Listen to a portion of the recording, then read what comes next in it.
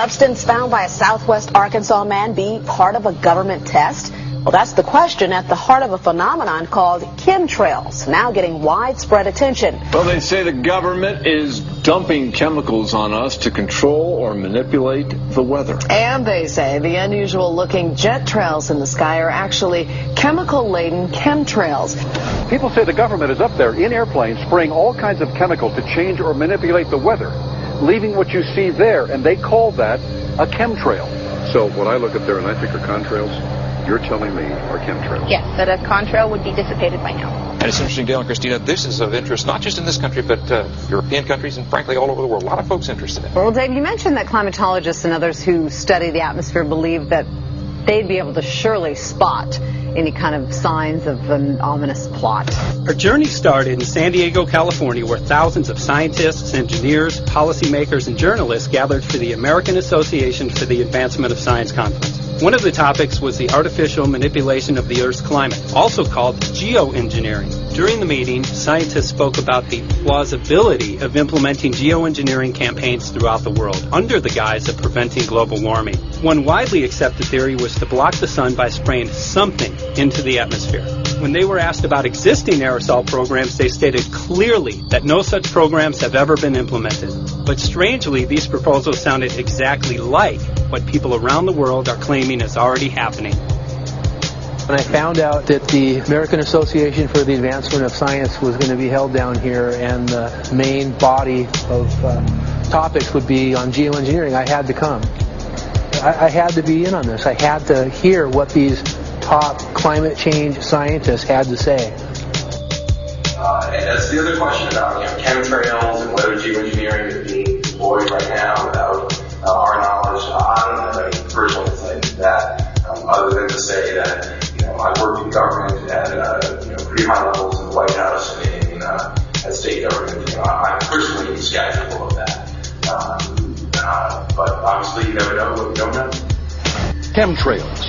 On the internet, they are cited as proof of the government creating clouds to combat global warming. They claim the American government, with the secret approval of the national government, is covertly using jet aircraft to spray population centres with aluminium, with barium, and with strontium so as to reduce people's immunity and reduce the global population. I'm always a little bit suspicious because the government doesn't seem that capable to do something on such a large scale. That is not rain, that is not snow, believe it or not. Military aircraft flying through the region dropping chaff. Small bits of aluminum, sometimes it's made of plastic or even talicized paper products, but it's used as an anti-radar issue, and obviously they're up there practicing. Now, they won't confirm that, but I was in the Marine Corps for many years, and I'll tell you right now, that's what it is. And what happens here, military jets, some come out of Key West Air Force Base, and they move off into the atmosphere, and they drop mylar strips. Some could be a little wider, some are small glass fibers that are coated in aluminum. And what the Air Force does is they take their military jets and they dump these out of the aircraft, they fall into the atmosphere, and some take as much to a day to fall down. This is inevitably military or something going on. The government, the Air Force, you see this kind of a pattern like this, you can rest assured there's something going on. They're actually little bitty magnetic and little bitty strips of, whether it's aluminum. Well, it's a nuisance to you and I to determine what's real and what's not, but it looks like it is a life-saving operation there for the military. The apparent motive behind this conspiracy theory is one world government. Order, I cannot hear. Mr. Speaker, I want to assure the House that both my ministry and my colleague, the Minister of Health, who have received correspondence on this issue, that this conspiracy theory does not have an iota of truth, and that the trails observed from aircraft simply come from jet engines. Question number 9. Order. And I think what an appalling example it is of the new Foreign Affairs spokesperson for the Labour Party that she's spreading conspiracy theories about the United States government. The House has heard sufficient. It is called geoengineering, fighting global warming by putting a chemical dust in the atmosphere and reflecting harmful radiation back into space. We take geoengineering to mean deliberate, large-scale intervention in the Earth system.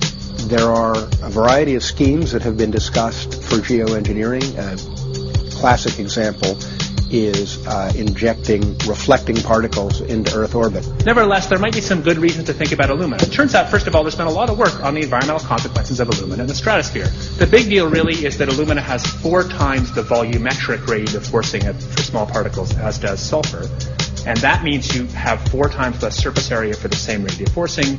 And this is a much bigger deal. You'd have roughly 16 times less the coagulation rate. And that's the thing that really drives removal. So you could get away, we think, with much smaller mass fluxes.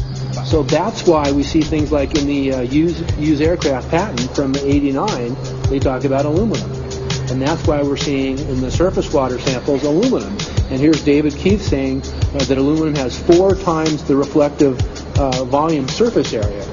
So they'd like us to think that we're talking about sulfur, but here they slipped up and let it out that aluminum is 4 times better to achieving their ends, and it sounds like it's going to be one they don't want us to know the effects of. The little picture is from a nanofabrication study, which shows you can make very high quality, and do this in just a jet in a very simple way, make high quality alumina particles just by spraying aluminum vapor out, which oxidizes. So it's certainly in principle possible to do that, and there's a big literature that's already looked at that. And you could do that by either building new versions of these aircraft or even re-engineering existing aircraft. So there's some ideas of that. So you go to an engineering firm and you want this done. They don't say this is hard or unusual. They say, okay, yes, we could do it. Aerosol geoengineering looks like it is so cheap that the cost is basically not going to be an issue. That means that implementation decisions will be risk-to-risk decisions. The risk of doing it against the risk of not doing it. And it makes the problem of how we govern it fundamentally harder and different and novel. So I've told you that it's cheap to deliver materials to the stratosphere, and I'm convinced that's true. I don't think that will change. But I think the more we do research, the less easy this will look, the more complicated the environmental effects will look, and that's a good thing, because right now it looks too easy. So I think that if we do more research, we're likely to find out that it's harder and more complicated than we thought, and the side effects are harder to manage, and that's a healthy outcome that will make it easier to do the management. Of course, the opposite reaction is possible. It's an empirical question, how people will actually react to knowledge about this. Another reaction is to say, if these crazy scientists are so concerned about putting CO2 in the atmosphere, they want to think about these things, and that might actually mean we should be more serious about the risks of CO2 in the atmosphere. And by the way, it's not really a moral hazard. It's more like free riding on our grandkids. And by the way, it's not really a moral hazard. It's more like free riding on our grandkids. Numerous air quality studies, including from CARB, California Air Quality Resource Board, have named submicron-sized particulates as being particularly harmful for human respiration. Through all the discussions today, I have not heard any mention of this fallout, and has this been studied, and also the effects of a highly reactive metal like aluminum on toxifying soils and waters?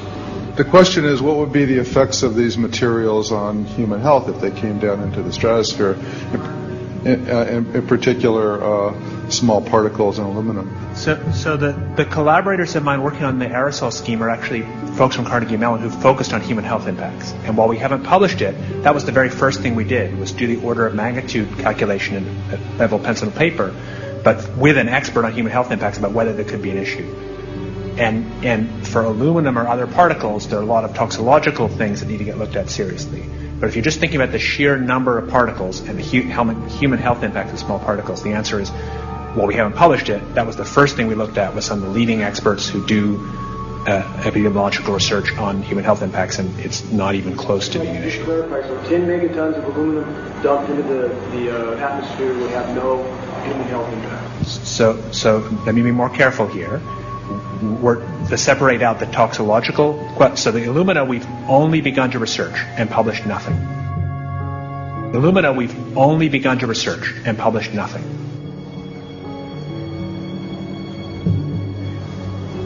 Dane looked at him and he said, so you're telling me that spraying 10 to 20 megatons of aluminum, as you said, would have no human health effects?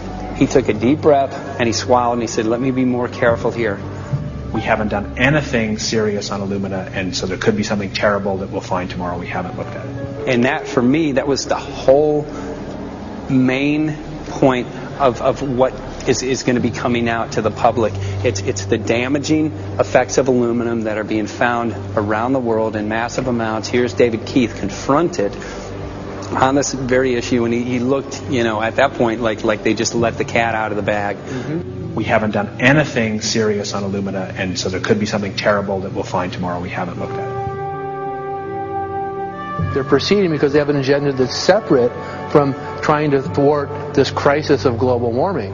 You know, there's obviously several other objectives, whether it's depopulation, control, weapons aspects, communications aspects, all kinds of things, you know, wild cards that we know nothing about. We don't really know, and I'm not going to attempt to speculate on exactly what the agendas are, but we can see clearly the agendas are not benefiting mankind. You know, it's benefiting the agenda of the elite.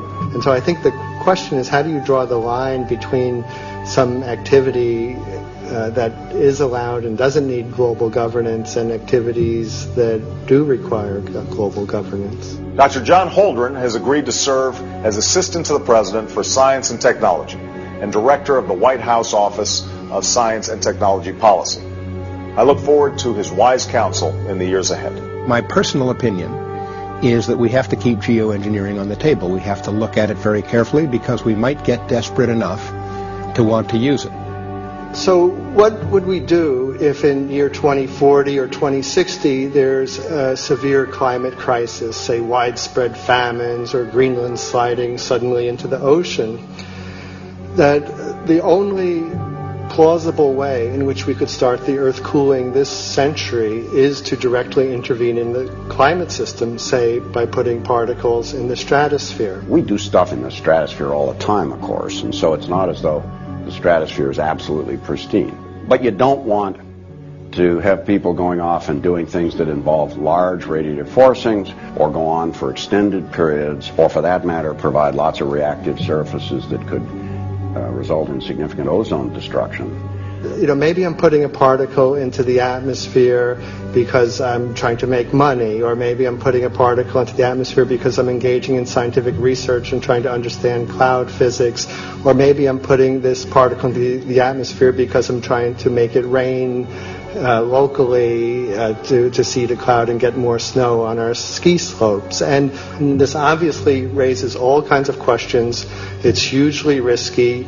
It will likely negatively impact some people, but we might find ourselves in a situation where those risks seem worth taking. One of the things that really shocked me was in one of the breakouts they had the benefits of these programs and then the risks. Now the benefits, the one thing that was stated was the just cooling the planet. You know, some of the risks were ozone depletion, droughts in Africa and Asia. I got to tell you, I came away from this experience after listening to these scientists for 4 days of symposiums, really concerned because it's clear now that they are justifying, rationalizing, and looking to legitimize some really, really horrible impacts, further impacts on our environment. And they're basically formulating the sales strategy and the implementation and oversight strategy and the funding strategy. After San Diego, I was shocked by the programs that had been proposed. I decided to write about it. That night when I finished, I sent the article to an online publication with my email address attached. When I woke up the next morning, my inbox was flooded with responses from around the world. Why? Because I had just broken the story on aluminum in geoengineering models, which I had no clue at the time that very few people knew about. Now this metal, aluminum, is being found in massive quantities way above normal levels all over in rain, in soil, and in snow. After that, the calls started pouring in from people who were desperate for someone to investigate. That was the fuel that started the film. Before we started filming, we had the opportunity to sit down with one of our favorite authors and documentarians, G. Edward Griffin, to find out what he knew about the subject. I'd like to talk for a minute about an issue that's getting more and more attention. That's the issue which scientifically is called stratospheric aerosol geoengineering, also called the chemtrail issue. I'm very aware of the chemtrail versus contrail controversy. As far as I'm concerned, it's an open and shut case. I have been watching the development of jet travel from its very beginning. I used to live near the Los Angeles airport. Remember when the first jets came in and landed, man, they made a big noise. We never heard a noise like that before. And we used to go down and sit at the end of the runway and watch these jets come in and take off because it was a novel experience. I've been watching jets all my life. When I know about jet contrails, I've watched them. They're vaporized moisture, ice crystals, and they get out there in the atmosphere, and then they effervesce and evaporate and then disappear, and you can see them. Plane moves along, and the little white trail follows right behind it, and usually about 10 or 20 lengths of the plane or thereabouts, and then it's gone. And you can still see them that way, by the way, once in a while. So there goes a contrail. These other things we're talking about are not at all the same phenomena at all. These planes go by, and they billow out this white smoke, and it covers the sky from horizon to horizon. It doesn't dissipate at all. And they crisscross each other. And you see this thing cover the sky and turn it milky, and then people start having trouble breathing, and then you hear stories about the aluminum and barium deposits that they're picking up and the residue. And you put it all together, and I don't see how anybody who's got their eyes open and their mind open can come to any other conclusion but that somebody is spending a lot of money and effort to spray the planet. The question is, why? I have my own theories, but I hope that there will be some good investigative reporters go out there and get us the answer. I know that whenever it's finally discovered, and it will be, the people who are doing it will undoubtedly say, oh, well, we did it for you folks. It's for the greater good of the greater number. It's for the society. It's probably to prevent global warming. Or maybe it's to inoculate people against some kind of a dreaded biological attack. We can't go around shooting everybody in the arm, but we can spray them and save their lives. You see how good we are? We're doing it for the benefit of society. I know they're going to, whatever it is, they're going to say it was for your good or mine. Think if we had the ability to steer hurricanes, and the hurricane was going to slam into New Orleans.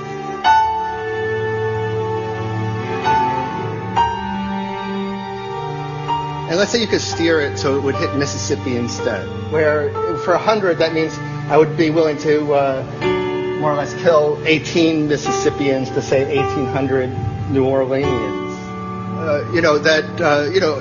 And if you do that knowingly, are you murdering those 100 people? And there's all kinds of equity issues there.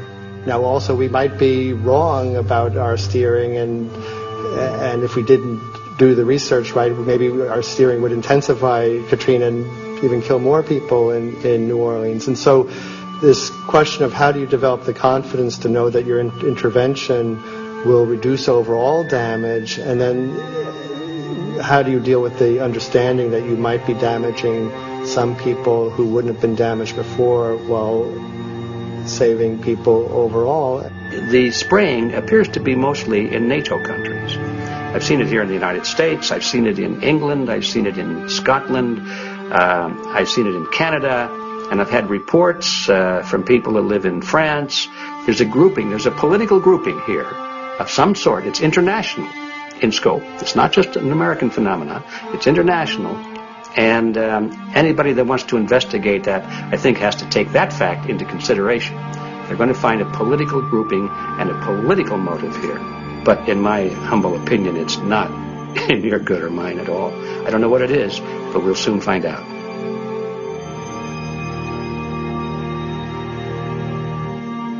I'm sure that if you follow the old advice, which is follow the money, you'll come to the answer sooner or later. Soon we realized that we all shared the same need to get this information out there, to share with the public, to let people know what is being done. Ed felt so passionately about the issue, he offered to help us. Well, the main thing now, since it looks like the budget is going to be met, is to get it done well. We don't come off the tree knowing any answers at all. Yeah, we're not scientists. We're just asking questions, exactly. And we've got to be very skeptical about the answers. That's it's totally accurate, totally honest. Why can't people see this? They're not hearing it. They don't know. The facts are not being presented to them. We're very lucky, you know that? Look at this opportunity that's been dumped on us. Opportunity. It's, well, this, it really is. This is going to be a battle, I know that. It's a challenge and a battle, but I mean, why are we here if it's not for that? We're going to short break with DJ Foxy. Can't go to get a hold of Morrow, so it's going to be you for the moment. I'll call him again. So. Sounds good.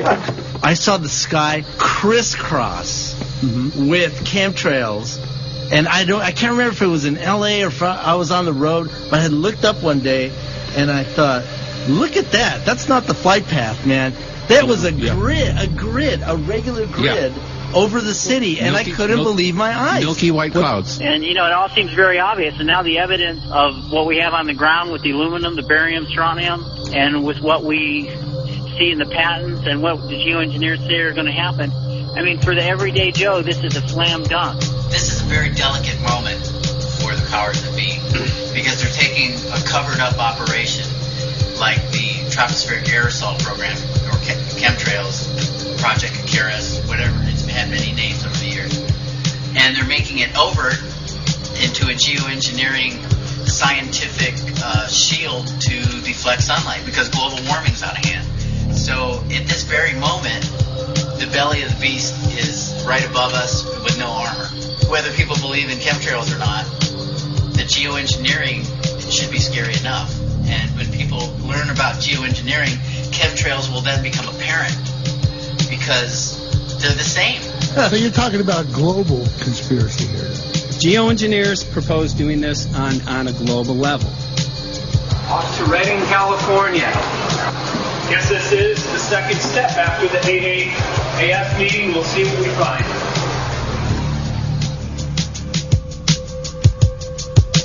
Right here in Northern California at Dana Wigginton's house. He owns over 2,000 acres overlooking Lake Shasta. He told me about some of the challenges that they're having up here. Let's go and talk to Dane. We'll see, what's going on his property. We'll see what he's going through and also what action he's taking based on the test results that he has.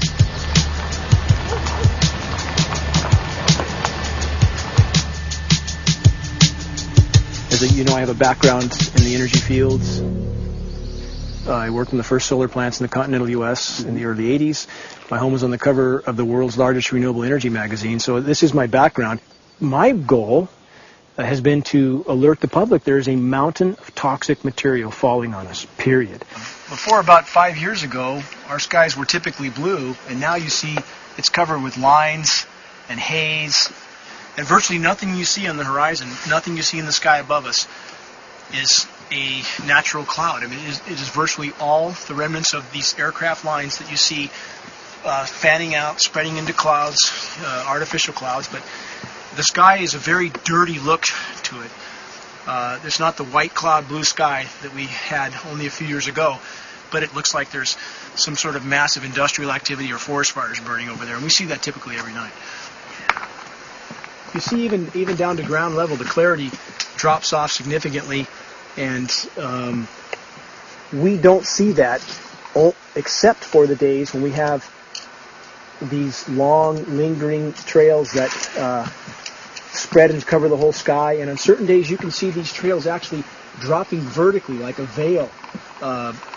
We assume the particulates are descending, and we have the test to prove that we are being inundated with levels of aluminum and particulates that are literally tens of thousands of times what would already be considered high. So we're not talking about exposure to a slight percentage higher of these toxic materials. We're talking about quantities, for example, off the side of Mount Shasta. If you can pan back, that's a landmark in Northern California, considered to be a pristine water source. Aluminum or snow sample off the side of Mount Shasta tested 61,000 parts per billion. This is just ordinary snow water, and people are drinking this stuff when they're hiking on the mountain. And remember, government action is required at 1,000. This is 61 times over the government limit, and our hikers are drinking this poisonous water on Mount Shasta Mountain itself. Barium, 83. Strontium, 383. So this summer, the people climbing are drinking poison. Basically. I certainly wouldn't want to drink 61,000 micrograms per liter of aluminum. And again, we've already seen in 5 years soil pHs in this area that have escalated 10 to 12 times, and we can prove that conclusively. Well, this is not speculation. We can prove conclusively that these metals have been in the rain. We have duplicate samples. Bachelor of Science in Forestry, International School of Forestry at Missoula. Master's in Zoology, specialized in aquatics. And 35 years with the U.S. Forest Service as a wildlife biologist. And before that, several years with the USDA Soil Conservation Service as a soil conservationist. Also have run the botany programs, range and grazing programs. And I continue that today. Right now I do a lot of master gardener consultation work. When I started this garden back in about 2005 or so, the pH here was 5.5, 5.6. This is the old soil survey of the county. You can look at the page right here. This is my soil right here. It's a Dietz 125, 126 here at my house. And here, the soil reaction pH should be between 4.5 and 6.0. And over there in the pure mud, it's even a little darker. It's 6.8 right there. And what can this do to plant life and ecosystems? Well, you haul one of these things out and you start looking at the little things that are crawling around the soil. A lot of times they aren't there anymore. The little soil arthropods that you can barely see on a microscope, you can actually see movement with this. Little tiny macroscopic, look like little moving pieces of dust. Those start to go away. They're not gone entirely, but they start to go away. This is black oak acorns. You know, this is pieces of cedar wood. You know, come on, folks. This should be very acid, and I'm getting 10 times higher than expected. There's something really wrong here. But you can see all those reports, lots of them. Have over 20 reports here. Well, at least 20. I'd say it'd be closer to 30. All revealing dangerous amounts of aluminum and barium. You know, the science is there that something funny is happening. And the naysayers say, well, so what? Isn't neutral good? Well, no, neutral's not good. Neutral is not good. If your soil is supposed to be 5.6, it should stay 5.6 if you want the forest to be healthy. And if you want to grow a good garden, you have to keep your pH around 6.0, 6.5. I think that we just need to wake up and just look at what's happening, because we can't just ignore it, because it's going to get worse and worse if we just keep ignoring it and pushing it away like, oh, that's nothing. There was mason jars, and they were brand new, sterilized, and that's what we catch the rain in. And then there was a HEPA filter that we tested the air with. Okay, so you caught rain and then you basically filtered air. What did you find? Aluminum and barium. Here's another test that's revealing 375,000 parts per million aluminum, barium at 3,090, and strontium at 345. Yeah, that's from a lined pond. With EPDM fish-safe pond liner. There is no chemicals, manufacturing materials at all in that pond liner that's available to the aquatic life. It's designed for that purpose. The well that feeds this pond has been tested and retested. ND, no detectable aluminum, 0. The only other place this pond can receive water is rainfall. We are located on a filtered, forested hilltop, miles and miles and miles away from any industry, highway, and so forth.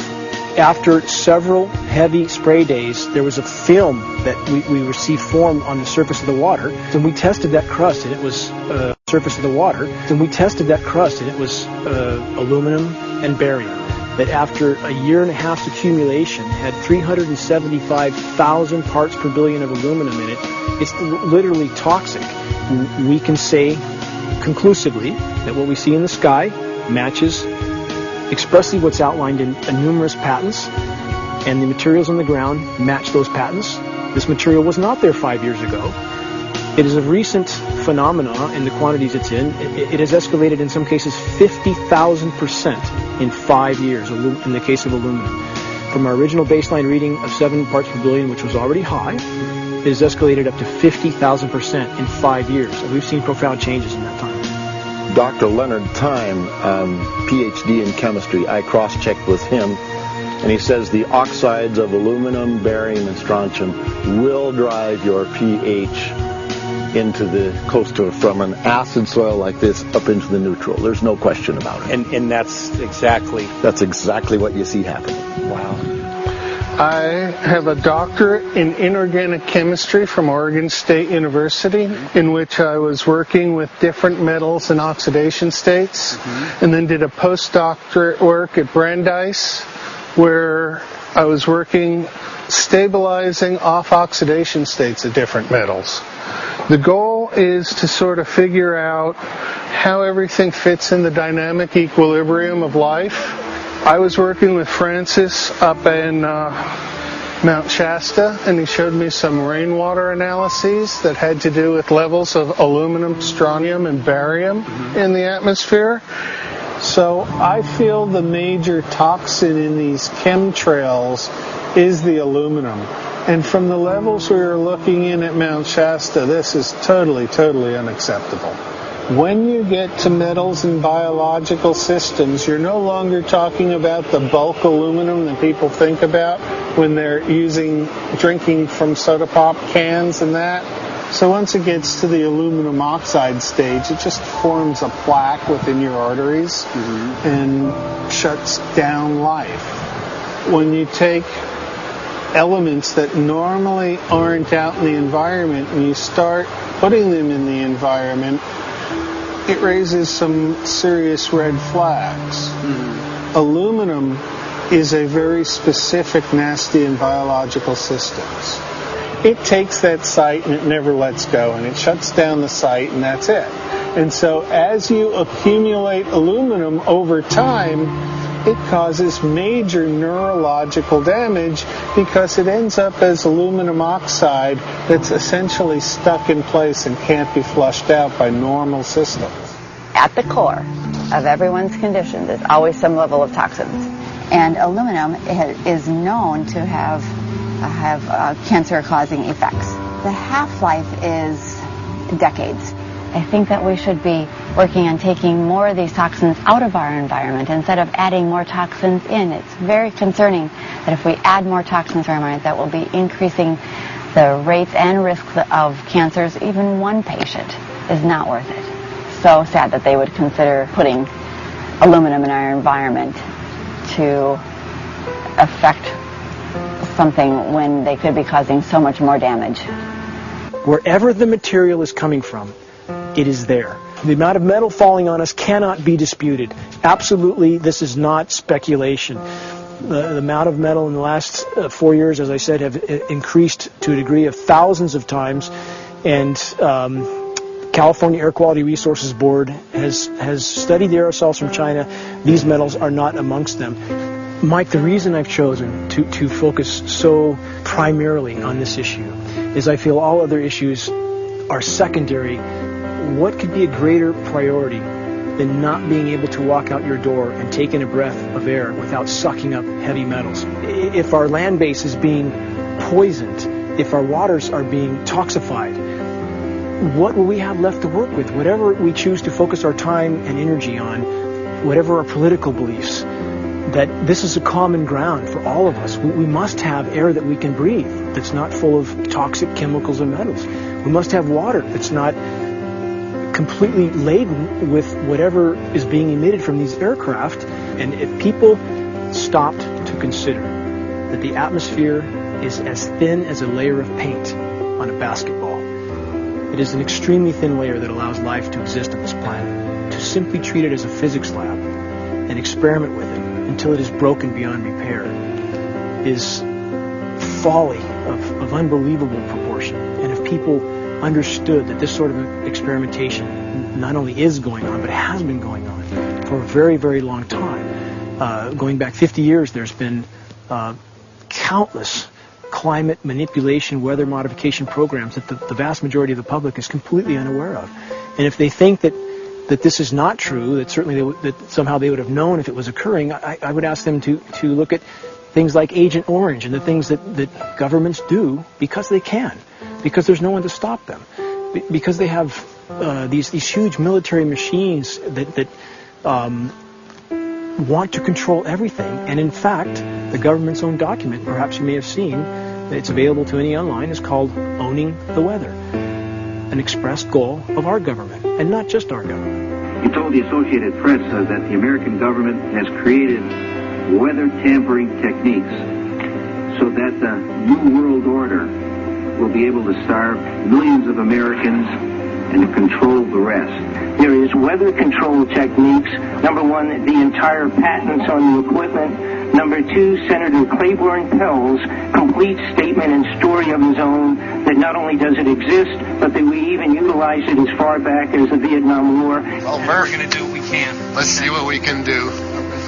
You got the scientists behind you. The scientists are with you, so at least this scientist is with you. I may not have $1 million budget, but I've got enough to show that something's dreadfully wrong. You got it. All right. So Arizona will be this Monday, the 21st. Senator Johnson up in Show Low. So we're going to be in the car a long time.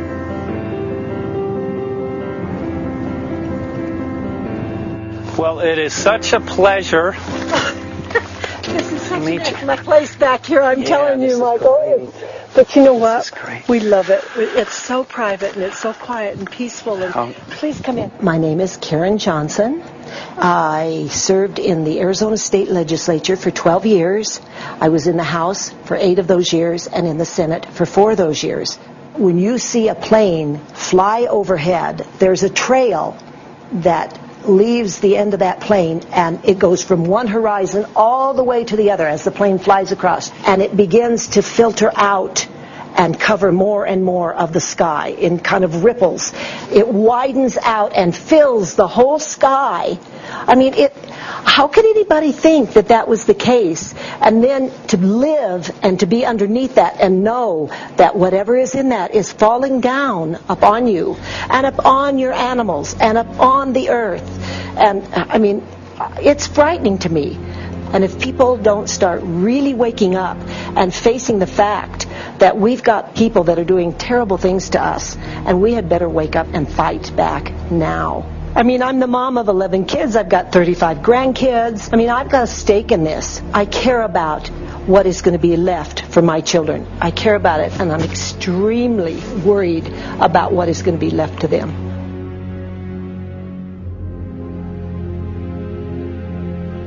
Aluminum is toxic, and we know that it's accumulative.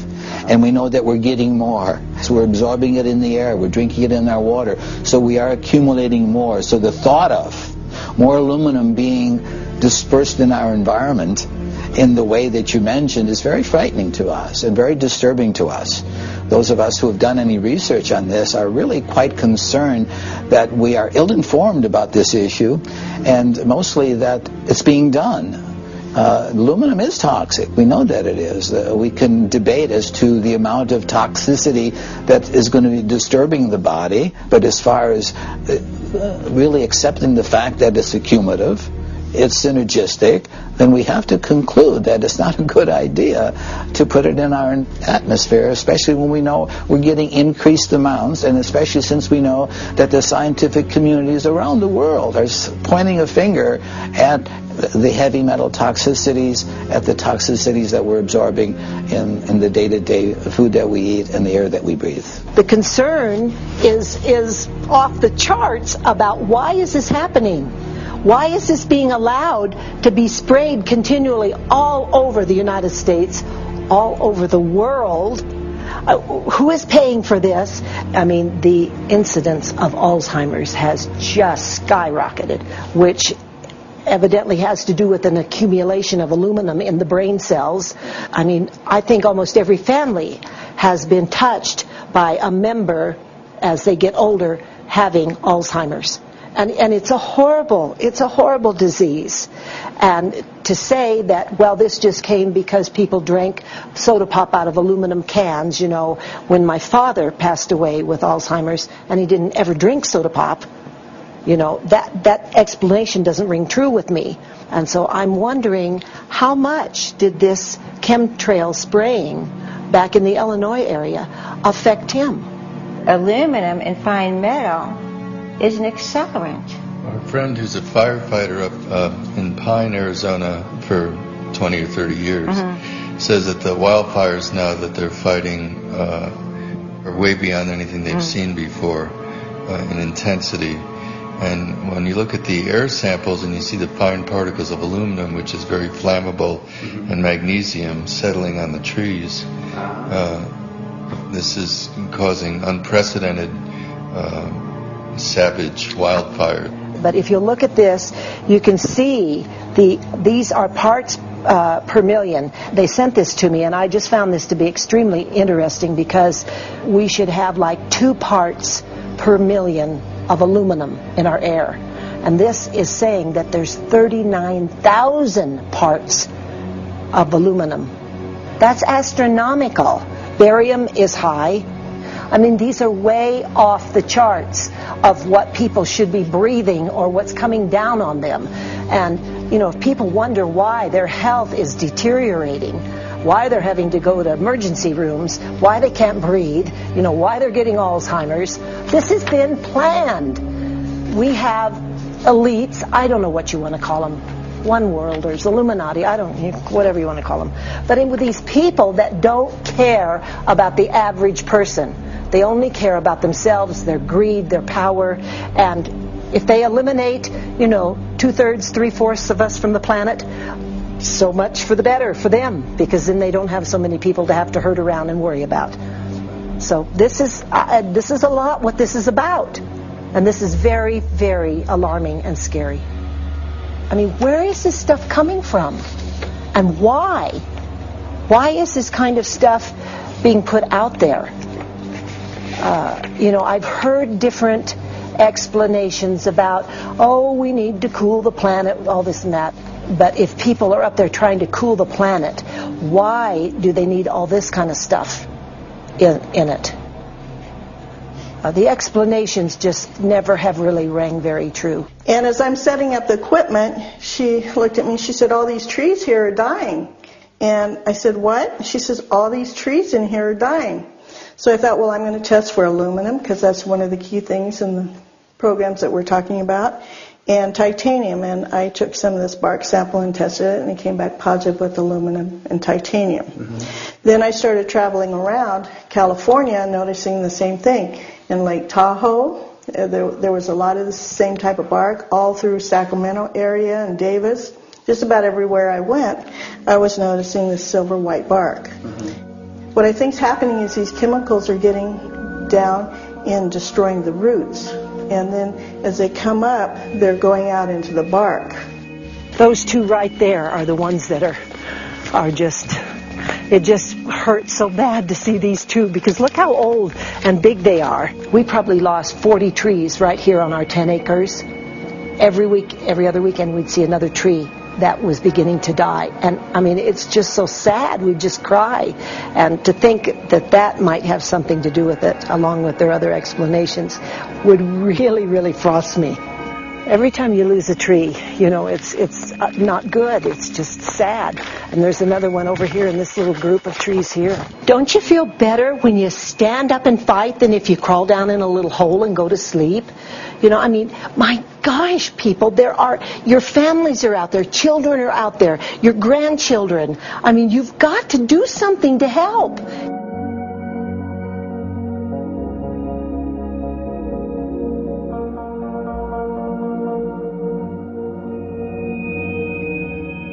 My greatest hope is to get people to question.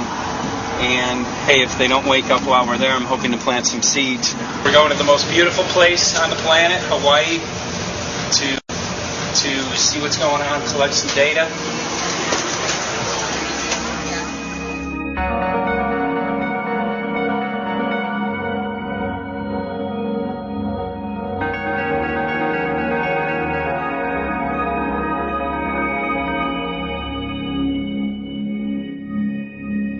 Thank you for having fun with us. Hope you enjoyed the trip.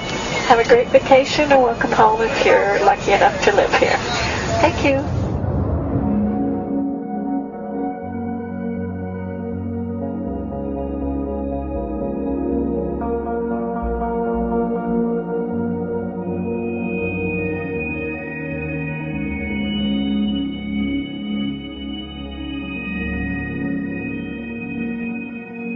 the whole valley's off the grid, so it's either solar, wind, or generators. Look at this, man. Yeah, their mind can't even conceive of a dream of this. Right. Yeah, right. Even coming here, and one would never think, you know, in paradise that it's getting destroyed. And they're doing it island style. They do it off the island, right? They do it off the island, so they don't, you know, you don't see the chemtrail airplane. The theory is that they're spraying the ocean, offshore, and it's coming in on the... And it's coming in. Now these are coming from the west. They're also spraying on both sides today. A lot of this stuff is actually chemtrails coming this direction. There's material that's blocking. We should be able to see to the horizon, you know, where the Earth curves, because we're high enough and we have the ocean, right? So we should be able to see. We should be able to see the Big Island. It's only 30 miles away. And you can see it's not a blue sky behind it. That's the key. It's all, you know, has that kind of weird looking blue, like silver blue, I call it. And this is a nice day. You know, there's no more blue sky. The night we're going to look at the stars at night, and it's like you'll see. You can count them. There's so few stars at night now. There should be hundreds of thousands of stars, and I can count the stars. There's like one here and one here and one planet here. It's like you might see some nights you'll see 100. Some nights you'll see 10. This is what concerns me. This kind of stuff right here. It's just soft. Okay. This just comes right off, this bark. That's not natural. Well, I've seen hundreds of thousands of coconuts, and I've never seen it falling apart like that. Look at this, you guys. I've never seen anything like this. I used to trim trees all the time in the Big Island. I've never seen anything like that. That's why I'm concerned. Not an easy task that you have here on the island. I could see the skepticism because it is so far beyond anybody's reality. It's amazing. It's just amazing to try to look through somebody else's eyes. Like my eyes, I can see this so it's like night and day, and other people it's just the illusion is just so deep. What do you think would happen if everybody awakened to what was going on and what the plans were of geoengineers?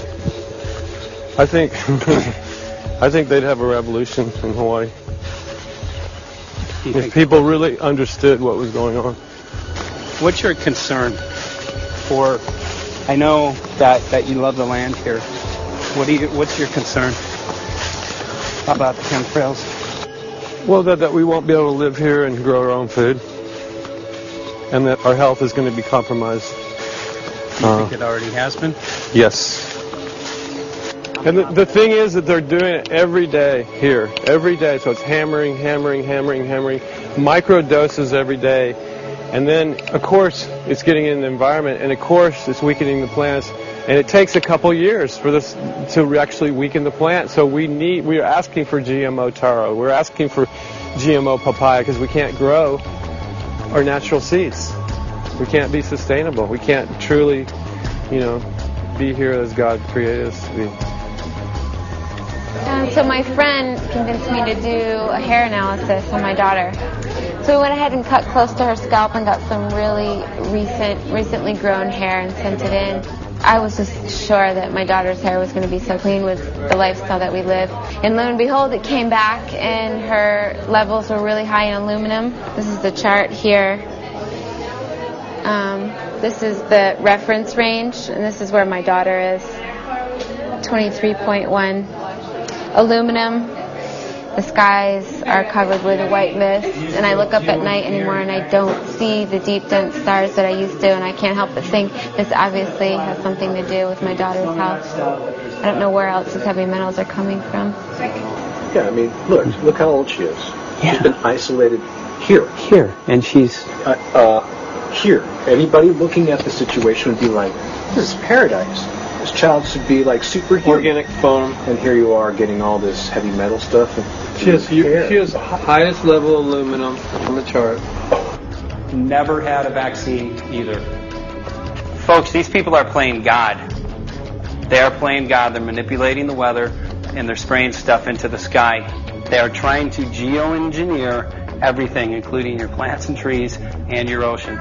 Well, tonight, we're just hoping that instead of not looking at it, you start looking into it, because I really believe from the bottom of my heart that we are in a real crisis. I really do.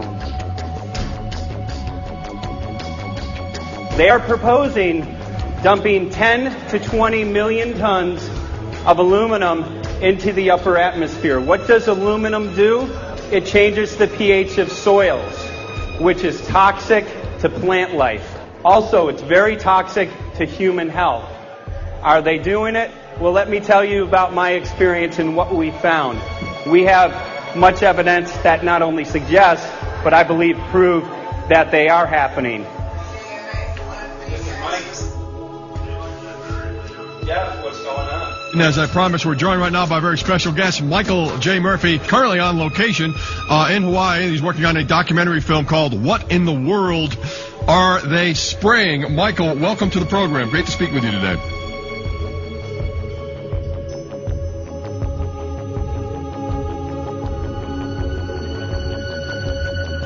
I had a friend who recently, he's always looking at things from a different perspective. He's a bit of a conspiracy theorist, you know. And he says that whenever the president comes to L.A., there's no spraying that week. Could you have a better place for an interview? I mean, look. Well, this is being done over our farms and over our things. So basically, they want to eliminate our ability to eat organic food, have clean water. So in some ways, it sounds to me like, and you know, again, it's just a projection, but it sounds to me like this is control. How do we control the masses? Yeah. How can aluminum be good for you in any? And what was the second chemical you mentioned? It's barium. Barium aluminum. Obviously, those are toxic to everything. To human health. To human health, to farms, to animals, to everything. 61,000 parts per billion. And there should be a government alert at 1,000? At 1,000, people are drinking this. People that climb the mountain, they're drinking that snow. It's poison. Oh my God, that's so disgusting. So that's 60,000 times above regulation. Exactly. 60,000 times above regulation. And I've talked to friends, and they're like, well, that's just ice. That's just condensation. And I'm like, you can talk to a second grader. Ice doesn't float in the sky and spread out that way, you know. You're not an expert, but you're a concerned citizen who said, wait a second. Who's actually doing the research. Yeah, you're doing the research, and that's what we need to do as Americans and say, you know what, I want to know what's going on. I want to know what the FDA is doing to my food. I want to know what the government's doing with my air, my water, and the soil. And, you know, it's just great what you're doing, and I just, my kudos to you for bringing light to this subject. Put all of the theories aside, just what geoengineers are proposing and what's being found is scary enough. So we can just address that. And I encourage more people to just step up and ask questions and do what he's doing. So thank you, Michael, very, very much. Aerosol spraying aluminum affects everywhere, and we have a beautiful tropical climate which I believe might be in jeopardy. So we wanted to not only come and bring the message of what people were finding around the world, but encourage people to test for the aluminum, strontium, barium. Essentially, I think it was an effective trip. I saw a lot of people here in Hawaii, in Maui, awake and not only curious but willing to look into this deeper, and that's my only hope. This is one of the boldest moves, I think, from Ed Griffin yet. This is the taboo topic that nobody's supposed to talk about, and that is aerosol spraying. Now, we've got tons of documented proof of errant aerosol spraying. It just blows my mind that the whole essence of humanity has always been to look up into the sky and ask why. Though there are no limitations, there's endless space, an endless universe. Now, in the 21st century, we're not allowed to do that. Anyone who looks up and sees the giant grids and the X's in the sky that weren't part of our existence until just a decade or two ago is somehow called a kook. And the people that are the best and biggest proponents for the revolution and for liberty, they don't want you to talk about it because you could discredit them. It seems to be an industry that's being built up to milk the taxpayers by undergoing some kind of a giant global spraying program to make all kinds of money on the project, and they don't seem to care really what effect it has. They're not trying to experiment to see if humans can survive it or anything like that. They just want to get this stuff up. And then we discover, as we're going further down the line, that there are companies generating genetically modified organisms, seeds, modified seed crops they're being engineered to resist the aluminum in the soil. And a lot of crops won't grow in that. And so now, after they've messed up the soil, all the farmers were going to have to go back and buy seeds that have been genetically engineered to resist the aluminum that have been put into the soil. And all of a sudden, mankind is completely dependent upon these companies like Monsanto and other giant agricultural firms. You can't even grow natural seeds anymore. And we're looking at that. It's a shocking thing. I hope we don't find that that's true. But all the arrows right now are pointing in that direction. We get into cost-benefit analysis here because there's also HARP could be involved in this. Geoengineering, as you guys mentioned, which is documented heavily in Dennis Kucinich's bill, that is the Space Preservation Act, which, by the way, I don't think got through Congress. And then Kay Bailout, as we call her here, Kay Bailey Hutchinson, also put together some legislation in order to qualify geoengineering, which, again, is supposed to save us all from global warming. But it is cost-benefit analysis because they can benefit on so many different levels. Ed, that's how they do everything, isn't it? That's right. And, there's an old adage, if you just follow the dollar, follow the buck, you get to the source of the problem. And it looks to me like there's a tremendously profitable industry being built up right now around this concept of geoengineering or weather modification or reducing global warming and all of these other things that can be sold fairly easily to an unsuspecting public. They all say, oh, well, that's good. We don't want global warming, And so they put up with this, and they don't question, they don't criticize. But behind the scenes, you see a whole industry being built up, which is, as I say, tremendously profitable. And the money for all of that is coming from the taxpayers. And it's a scam is basically what it is. We're just focusing on the one area that is real easy to prove. There's no speculation in the area that we're going into.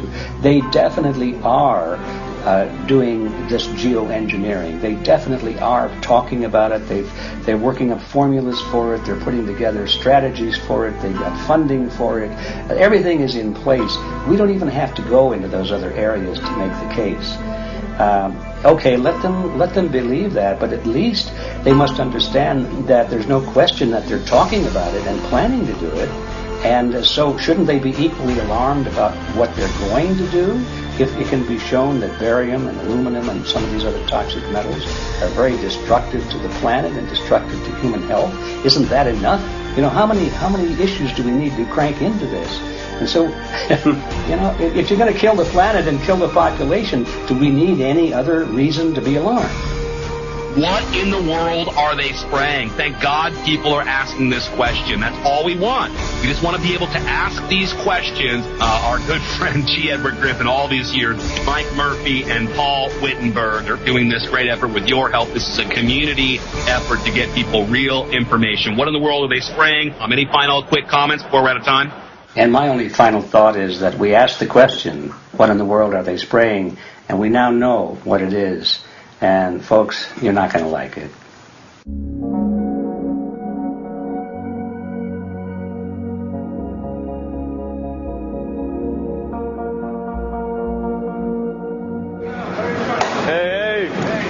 I'm Peter Vreken. I'm from Belgium. I'm 54 years old. I can't believe it myself. I'm a very happy and grateful person. We are doing the job the police, the Justice Department, or the Environmental Department should have been doing.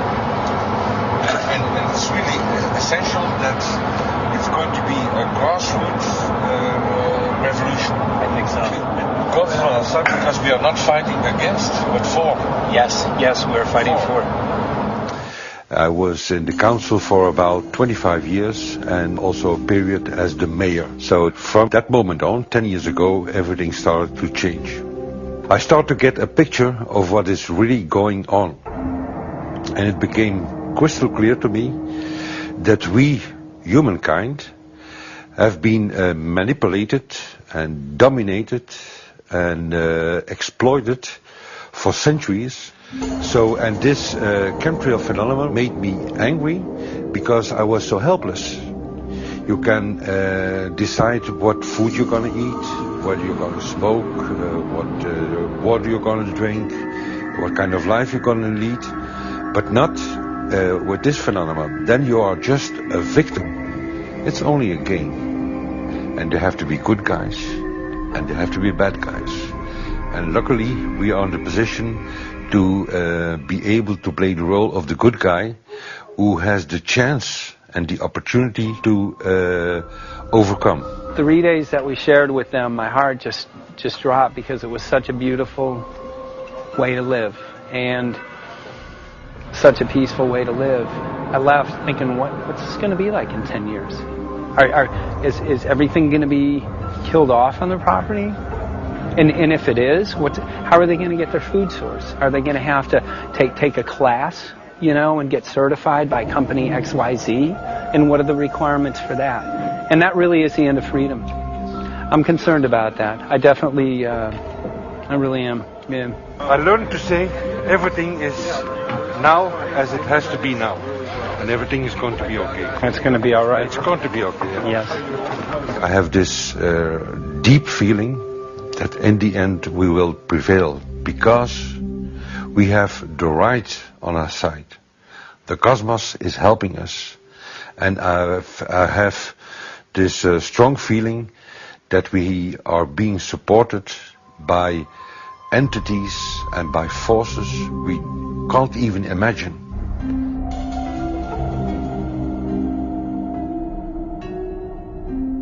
Here for the first time we have this scientific proof that we are being spread. We are being spread, and it's incredible and it's hard to believe, but we are being spread. I think at this moment to stop is not an option. Once you know it and once you have a tool like this and an opportunity like this, that the issue of chemtrails or persistent jet contrails or whatever name you use for it, that this phenomenon is recognized as being real, publicly debated on. In the context of geoengineering, I think it's high noon to bring this to the public. This is what the sky is supposed to look like. These are old paintings. We forgot this, I'm afraid. In the years that I have been a medical research journalist, I have looked at many, many things, and I found the same three issues in whatever I'm looking at. And that is that we are being dumbed down, we are being made sicker, and we are being made infertile. Citizens gathered from around the world in Belgium for the first International Chemtrail Symposium. The event attracted leading professionals, politicians, and activists who discussed the health, environmental, and social implications of these programs. Today it's only going to be about facts, documents, figures, patents, licenses, everything that brings us to the truth. We have no other weapon against this past conflicts than exposing and bringing their dark works in the light of the truth. We have the hope that by our efforts, more and more people will become aware of the fact that we are deceived by our leaders. So today, we, as a family, join forces with the people who publicly made known to the world that chemtrails are not a conspiracy theory, but a conspiracy fact. From the Technische Universiteit Delft in the Netherlands. Ladies and gentlemen, please welcome Koen Vermeer.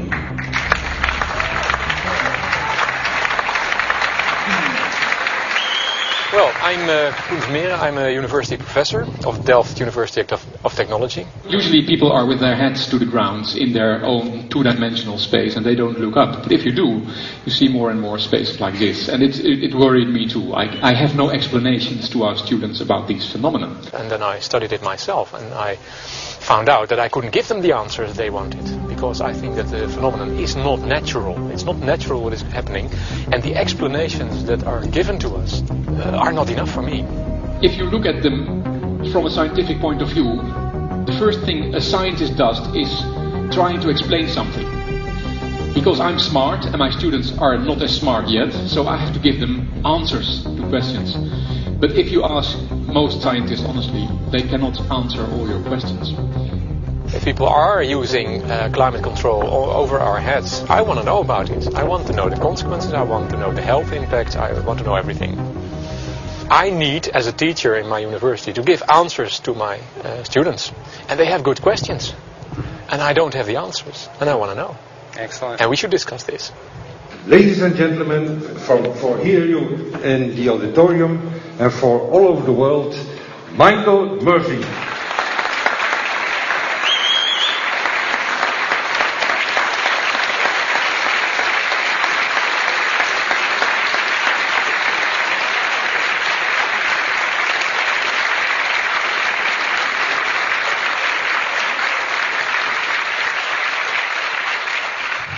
Well, thank you very much. It's definitely an honor to be here in Belgium.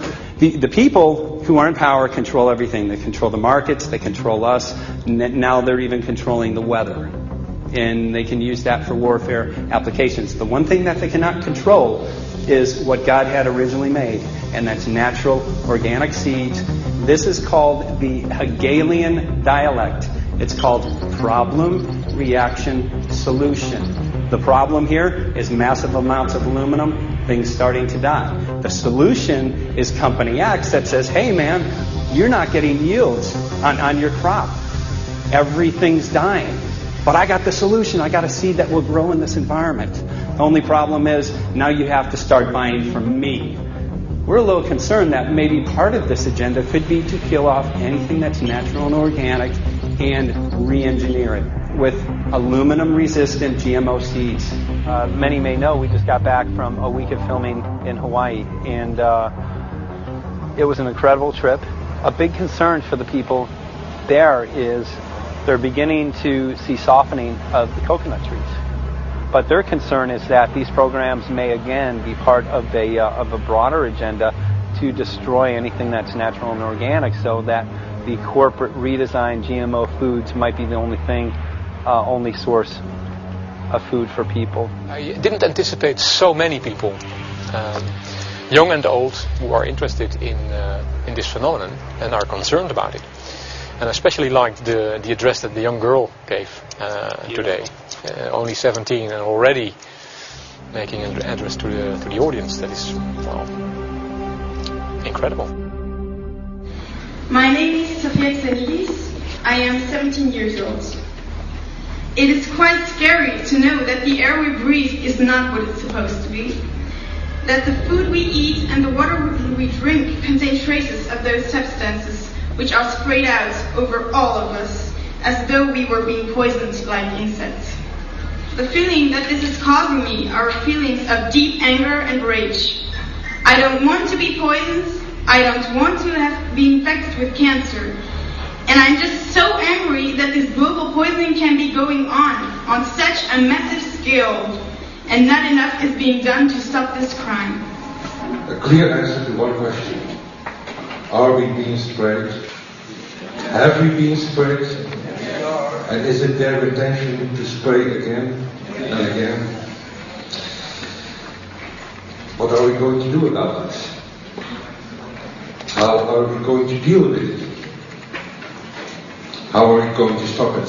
I know the answer. There is only one person who can stop it. Did you know that? You are. You are the person, the one you have been waiting for. We are magnificent, beautiful, godlike, divine human beings. Ladies and gentlemen, sisters and brothers, in this auditorium and in the whole world, thank you so very much for being present with us. And for now, please enjoy this anthem.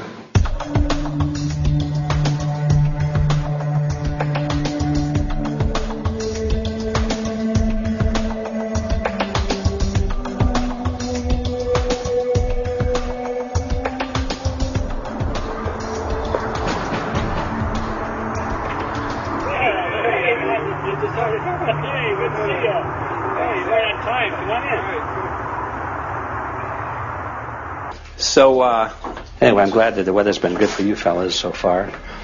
Just think if we were doing this in the wintertime, you might, if you're going to Washington, D.C., you might run into snow. Thank God we're not. That's right. You know, it's interesting because of the different weather modification programs. There's something like, I think, right around 32 in the continental U.S. alone going on. So the theory is that geoengineering is in part weather modification. You know, Mike, that's a very good point. There are so many subsets connected with this issue of geoengineering. People are writing to us all the time with information about the connection to global warming, the connection to weather modification. Some people think there's a connection with Morgellons disease.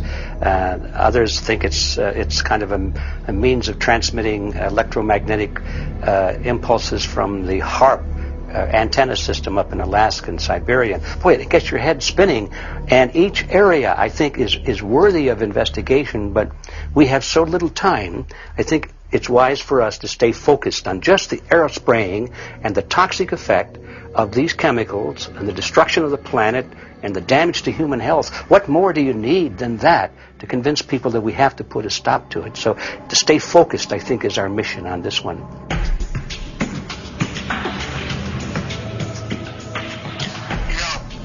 Jeremy, we had an idea. We know that you know the political system real well. Our idea was this. We have a ton of data and information that we've collected throughout our travels, and you know, we really think a good way to end the film would be addressing this to elected officials, some of the senators. So we were wondering this, if you might be able to come and kind of help us out and perhaps show us the way in how to get this done politically. But it sounds like a really good idea, and I'm also going to get to in terms of researching who it is that we should really focus on talking to about this. At the very least, if we could make it impossible for them to claim that they don't know at this point, we can strip away their plausible deniability that they haven't heard of the data that points to geoengineering stratospheric aerosol operation already going on. At the very least, it should be very interesting to go to District of Criminality and put some people on alert. Yeah, you have a lot of enemies in Washington. That's where all the power comes together and the money, you know. So there are people there, I'm sure, that just don't want us to do this job. But I'm glad you're going, and you'll find out.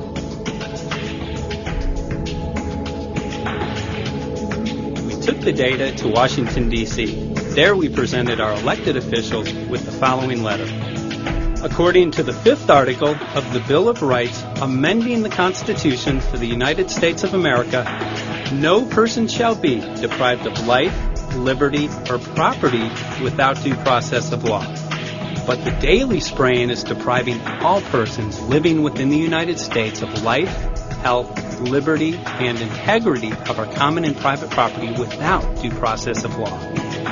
As a representative of the people of the United States of America, we insist that you do everything in your power to protect us and immediately put a stop to geoengineering spraying at once. There exists no justification, legal or otherwise, to poison the planet and its inhabitants. Now suppose that space aliens arrived on, maybe they're going to land at the UN headquarters down the road here, or maybe they'll pick a smarter spot. But suppose they arrive and they give you a box. Suppose they arrive and they give you a box. And the box has 2 knobs. One knob is the knob for controlling global temperature. Maybe another knob is a knob for controlling CO2 concentrations. You might imagine that we would fight wars over that box because we have no way to agree about where to set the knobs. We have no global governance. and different people will have different places they want it set. Solar engineering is like chemotherapy. No one wants it. But we all want the ability to do chemo and to understand its risks, should we find ourselves with dangerous cancer. How long does it last up there? The lifetimes are years. What, years? A couple years. And then it what, precipitates out, or? Yeah, that's correct. No toxic side effects that we know of? The thing we always wonder about is the unknown. Yeah. So if you're thinking about, say, the acidification, it's clear that's not a problem. There's several studies that showed that. Right. But of course the concern here is with so little research, there may be some unknown that comes out of that field that bites us. My name's Mike Murphy. I'm a filmmaker in from Los Angeles. We're covering an issue called geoengineering. Okay, thanks guys. Senator, a quick question about the issue of geoengineering. I'm afraid I don't know what you're talking about. And wondering if you were supportive of geoengineers' proposals of spraying 10 to 20 million tons of aluminum into the atmosphere. I should really get a briefing paper on it before I get obtained. Oh, not a problem. Are you aware of the issue? Not completely. At all? Okay. Do you have a letter from constituents, and people have concerns? Yeah, what's it? We're making a documentary about the I don't know. You guys have credentials to be here? Yes, we do. We pass through security as well. Endowed by our Creator. I think so. Please don't touch my property. You're lying. No, what did we lie? What did we lie about, sir? No, we're not. What are we lying about? Lying about what? It's a little unusual, huh? I haven't heard that. You're not aware of it? And it appears that these programs have already been deployed. You know, I haven't looked at that proposal, and so, why don't you let me review it? I can do that. Are you aware of? Actually, I'm going to go. Yeah. Let me go ahead and get that. I will take a look at this, and I will act accordingly. General, this program, this openly covert program of the aerosol spraying, stratospheric aerosol spraying, geoengineering, using tons of aluminum, spraying it up in the sky. I have no idea what you're talking about. Okay. Commonly called chemtrails, sir. When you were the head of NEMA, did you see the aerosol trails? Mike Murphy, filmmaker in Los Angeles. Hi, sir. And we're covering an issue called geoengineering, and wanted to know if you're supportive of geoengineers' proposals.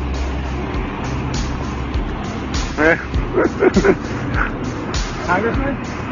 Hey, Congressman. I'm wondering if you're supportive of geoengineers' proposals, which is dumping 10 to 20 million tons of aluminum into the atmosphere. Not familiar with that. Pardon? Not familiar with the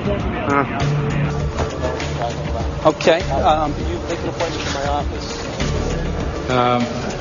I'm not supportive. I haven't looked at it close, so I don't. Have you heard of the issue? Because it's becoming mainstream in public, and there are actually congressional committees which are being formed to talk about these programs. Mm-hmm. Yeah. Well, I think when we drop anything into the atmosphere, we should know prior to the effect of that, right? Yes. And if we don't have the knowledge as to what the effect will be, we shouldn't do it. I think there are 4 different options for thinking about deployment of geoengineering. The first one would be we just ban it. I would argue that one does not want to get too firm a restriction in place on small-scale studies early on because it'll tie the science hands. I think what the science community ought to be trying to do is say, you do small-scale stuff inside this space, and it's a scientific question what that space ought to be. There shouldn't be a lot of oversight and restriction. Congressman? Excuse me. Hi, I'm Mike Murphy from Los Angeles, covering an issue called geoengineering. These guys are running from the geoengineering issue. I wonder why. I'd have to talk to my staff. I don't know what your details on that are. Have anyone made you aware of the issue, or? Sir? Congressman, your committee talked about geoengineering last November. Are you in support of those proposals? I'd love to give you a paper. Geoengineering? Or you know nothing about the geoengineering issue? Never heard of it. They call it geoengineering, but Yeah, I never heard of it. It's nothing I've ever heard anything about. when we looked up in the air today outside, we see we saw this stuff going on. Quickly, have you heard of geoengineering? No. The proposal is to shoot 10 million tons of metals into the air. This committee, Science and Technology, covered it for the first time. No, I've never heard of it. So we were very concerned. We spoke with Congresswoman Watson's office, and her press secretary, Ms. White, was familiar with Representative Kucinich's Space Preservation Act, which mentioned chemtrails and the weaponization of the atmosphere and space, and then it was pressured to be taken off the bill. Did you see the aerosol spraying going on today over the Capitol? Congressman? Geoengineering carries with it a tremendous range of uncertainties, ethical and political concerns, and the potential for catastrophic environmental side effects. He's not one to do interviews very often, so not unless we usually really pressure him into it. Okay. So don't, all that is don't hold your breath. As chairman of the Committee of Jurisdiction, I feel a responsibility to begin a public dialogue and develop a record on geoengineering. We want to know if you're supportive of their measures by spraying 10 to 20 million tons of aluminum into the atmosphere? No, I think we need to have more research. Okay. And about the issue of current deployment, there's literally a mountain of evidence that many people believe proves the deployment of these programs. Any knowledge of that? No, there's certainly not a mountain of evidence. But I do support research into geoengineering, and I also support looking into the international governance of that. Okay. I hope anybody that has studied it knows, at least I think, that it's a radical proposal, and I hope we don't have to use it, but there may come that point in time where we do. Now, if we could provide you with the evidence that suggests that these programs are and have been ongoing, would you be willing to address this publicly? We've had about 3 or 4 hearings on it. We have addressed them publicly. Well, not about the proposals, but about the current deployment of these programs. Citizens. I don't support the current deployment. I think we need to have more research, and they have consequences that go beyond one nation. And so I think that there needs to be governance to that. Governance is not simply an issue of deployment, but governance before deployment in terms particularly of large-scale scientific field work. I concede that on this subject and in general, it's not popular to talk about global rules. And when these people started talking about the need for UN Security Council oversight, a supranational environmental security enforcement with a strong mandate by the UN, it really is clear that they're looking for a global power behind the manipulation of the environment. But I do think it needs to be sort of an international kind of treaty that does tie and bind all nations into a common fate. It is a common fate. And unfortunately, it's not just big governments that could do this. It is small governments. It is billionaires probably could figure, I'm going to save the world all by myself, and I won't bother to mention it. How do we decide when there's a planetary emergency?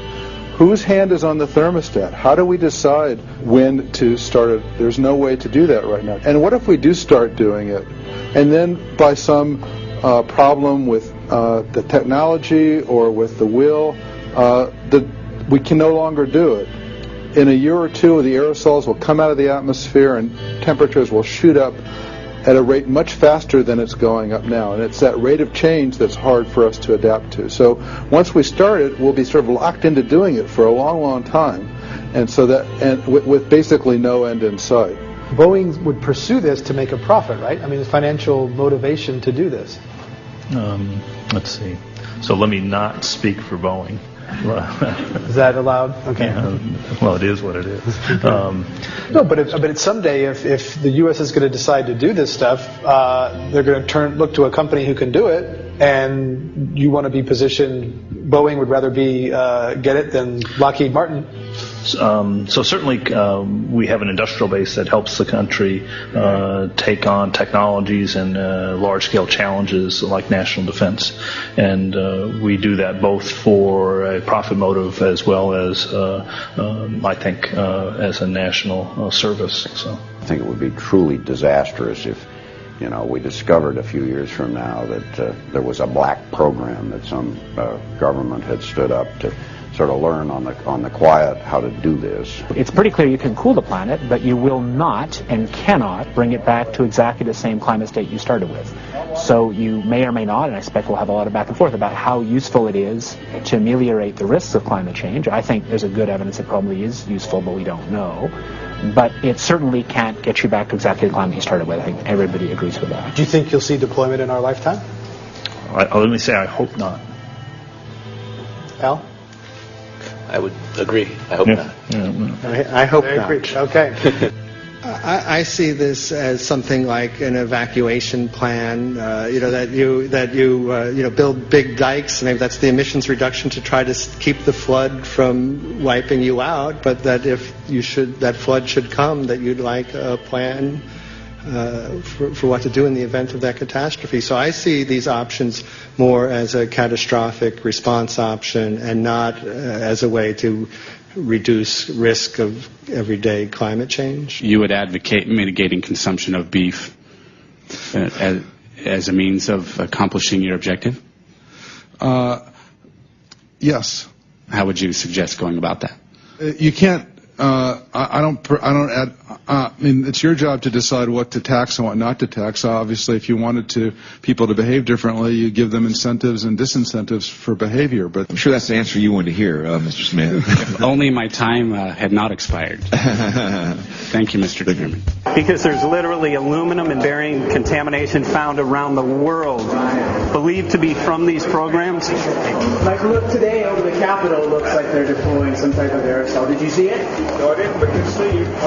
In a James Bond scenario, some rogue rich guy puts some airplanes in the air and sees the clouds. What is to prevent that?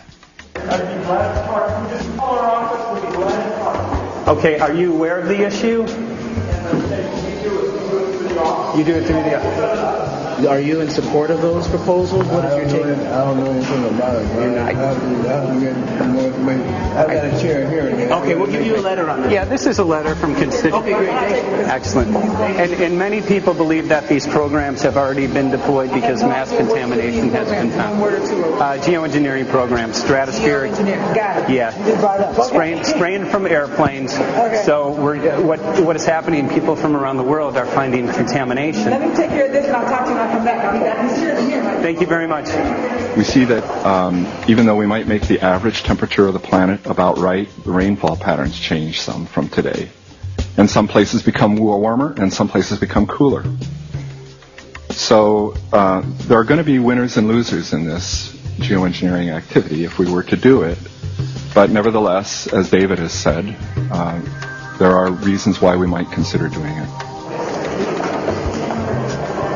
Many people are deeply concerned about it because of the toxicity of aluminum, and it has been addressed to Congress in various committees. Would you take a look at a letter from some of your constituents addressing the concerns? Excuse me. Okay. Can I give you a letter from constituents? Are you aware of their proposals of dumping? Gotcha. Thanks. Well, I'm not familiar with it, so I don't know what they're doing. Okay. Geoengineers are proposing just that, dumping aluminum and barium into the atmosphere. Why would they do that? Aluminum's a precious metal we can use. Well, the stated goal is to actually cool the planet. However, there's a... Sounds strange. Right. Exactly. So they're proposing dumping these metals into the air to block the sun, essentially. We're here to find out what members of Congress are... I hope we would have a strong hearing on that before we decide to do that. I would hope so. And there's plenty of evidence that not only suggests that these programs have been deployed, because we're finding contamination of aluminum and barium on the rain, snow, and soil. Okay, thank you. Thank you. LA County has seen a 200% increase of Alzheimer's over the last decade. Tons of ground and water samples showing high levels of aluminum all around our state. Why don't you give me all the information you have, I have some very good people I will assign it to. And if you get it to Mr. Lavelle, He's got my card and send me an email. And Lavelle. He's got my card and send me an email and we'll be in touch. We are investigating this, and there's literally a mountain of evidence that suggests that these programs are move that mountain over to us. You got it. Take a look at it. And look up, looking up into the sky, and you'll see some of it. Oh, okay. You will. You can see the aerosols being sprayed out of airplanes quite a bit. Okay. So thank you. Yeah, the future of humanity is definitely dependent on it. So we're counting on people like yourself to take some proactive steps. So thank you very much, guys. You're very welcome. Appreciate it. Thank you. Thank you. Right.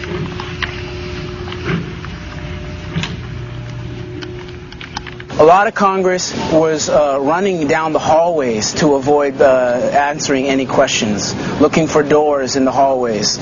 So apparently the war is against all of us, and we're all in a hostage crisis. People who took an oath to uphold and defend the Constitution are not only know this is happening, are participating in this. And all of us have a duty to stand up and speak out about it. Why is the water being contaminated? Why is the soil being contaminated? Why are aluminum-related diseases going up? And it's affecting all of us, and thus we all have the duty to stand up and speak out and get educated and stop this. For our own sake, for our children's sake, it is a crucial moment in history right now. Human beings, we need to decide whether to live on our knees while being sprayed and poisoned every day, while being under a continual threat, or whether we are going to stand up and live as free human beings and seek truth, justice, peace, and freedom for all of God's children. So as you can see, we're ending our film here in Washington, D.C. We've made many public officials aware of this. Most of them either denied any knowledge of this, or they simply were unwilling to address the situation with us. So as you can see right behind the White House, we do have aerosols behind us. The spraying has continued. What is the solution? Is the solution here in Washington, D.C.?